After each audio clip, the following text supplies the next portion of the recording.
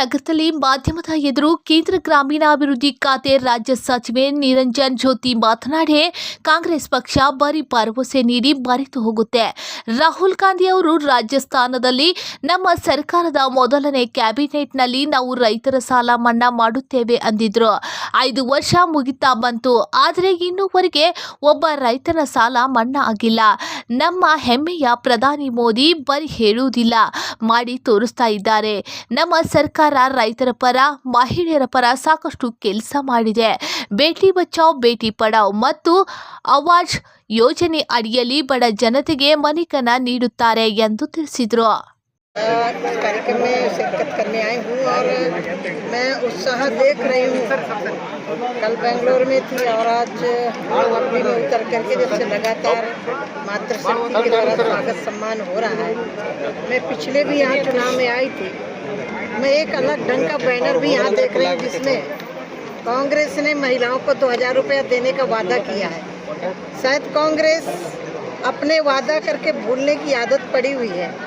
राजस्थान में राहुल गांधी ने कहा था कि जैसे ही पहली कैबिनेट बैठेगी हम पूरे किसानों का कर्जा माफ़ कर देंगे. 5 साल होने जा रहा है, एक भी किसान का कर्जा माफ़ नहीं हुआ.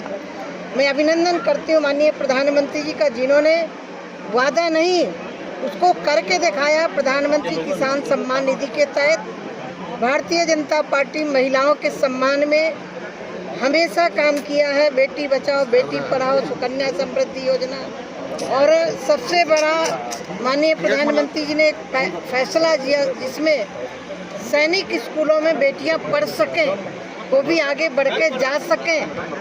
मैं आज कर्नाटक के अंदर एक नया होल्डिंग देख रही हूँ तो मुझे बड़ा आश्चर्य हो रहा है. ये वही कांग्रेस है. छत्तीसगढ़ में भारत के यशस्वी प्रधानमंत्री जी ने गरीबों को प्रधानमंत्री आवास देने की घोषणा की और दे भी रहे हैं. और उनकी जहाँ जहाँ सरकारें हैं प्रधानमंत्री आवास देने में जो उनका शेयर है वो कह रहे हैं हम नहीं दे पाएंगे. ये है कांग्रेस का असली चेहरा. नारा लगा करके चुनाव जीतना कांग्रेस की आदत है. अब देश की जनता कहीं ना कहीं एक सवाल, जो विजयपुर के जो एमएलए हैं कहीं ना कहीं हिंदुत्व के नाम पर धर्म को बांटने का काम कर रहे हैं, ऐसा आरोप आ रहा है. देखिए, हमने बांटने का काम नहीं किया. यदि बांटने का काम किया होता तो आपके एमएलए कहते हैं कि मुस्लिम को वोट नहीं चाहिए. मेरी बात सुनिए. यदि बांटने का काम किया होता तो हमने आवास सबको दिया है. हिंदू हो, मुसलमान हो, कोई भी हो, आवास हमने सबको दिया. गैस चूल्हा सबको दिया. किसान सम्मान निधि का पैसा सबके पास जा रहा है. मैं इतना ही कह सकती हूँ. लेकिन आपके यहाँ के एमएलए ने कहते हैं कि मुस्लिम को वोट नहीं चाहिए.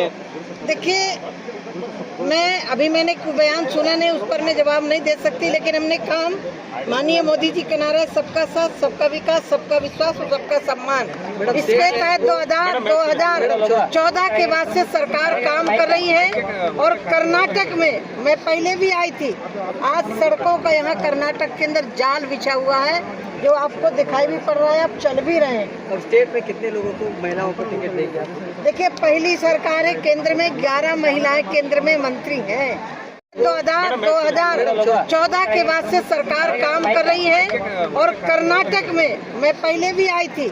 आज सड़कों का यहाँ कर्नाटक के अंदर जाल बिछा हुआ है जो आपको दिखाई भी पड़ रहा है. आप चल भी रहे हैं. और स्टेट में कितने लोगों को, महिलाओं को टिकट देंगे? देखिए, पहली सरकार है केंद्र में 11 महिलाएं केंद्र में मंत्री हैं. और सर्वाधिक महिलाएं भारतीय जनता पार्टी से जीत करके गई हैं.